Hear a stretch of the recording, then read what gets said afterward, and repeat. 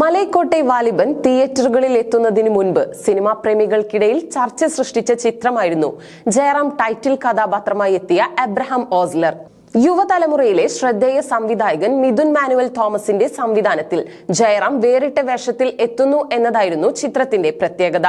ഒപ്പം മമ്മൂട്ടി അതിഥി വേഷത്തിൽ എത്തുമെന്ന പ്രതീക്ഷയും ചിത്രത്തിന്റെ പ്രീ റിലീസ് ഹൈപ്പ് ഉയർത്തിയ ഘടകമാണ്. ഇപ്പോഴിതാ ചിത്രം ബോക്സ് ഓഫീസിൽ നിന്ന് നേടിയ സംഖ്യ സംബന്ധിച്ച ഏറ്റവും പുതിയ കണക്കുകൾ പുറത്തെത്തിയിട്ടുണ്ട്. ജനുവരി 11-ന് തിയേറ്ററുകളിലെത്തിയ ചിത്രമാണിത്. ആദ്യ ഷോകൾക്ക് ഇപ്പുറം ഭേദപ്പെട്ട അഭിപ്രായം നേടിയ ചിത്രം 16 ദിവസം കൊണ്ട് 36.65 കോടി നേടിയതായാണ് കണക്കുകൾ. ആഗോള ബോക്സ് ഓഫീസിൽ നിന്നുള്ള ആകെ കളക്ഷനാണിത്. ചിത്രത്തിന്റെ ബജറ്റ് 6 കോടി ആയിരുന്നെന്ന് ടൈംസ് ഓഫ് ഇന്ത്യയുടെ റിപ്പോർട്ടിൽ പറയുന്നു.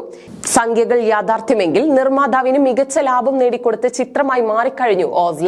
2022-ൽ പുറത്തെത്തിയ മകൾ എന്ന ചിത്രത്തിന് ശേഷം ജയറാം നായകനായി എത്തിയ ചിത്രമാണിത്.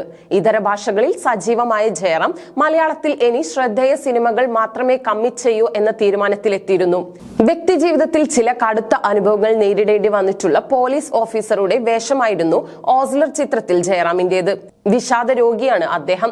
ഇയാൾക്ക് മുന്നിലേക്ക് ഒരു ശ്രദ്ധേയ കേസ് എത്തുന്നിടത്താണ് എബ്രഹാം ഓസ്ലർ കഥ പറഞ്ഞു തുടങ്ങുന്നത്. മമ്മൂട്ടിയുടെ അതിഥി വേഷത്തിനും തിയേറ്ററുകളിൽ വലിയ കയ്യടിയാണ് ലഭിച്ചത്.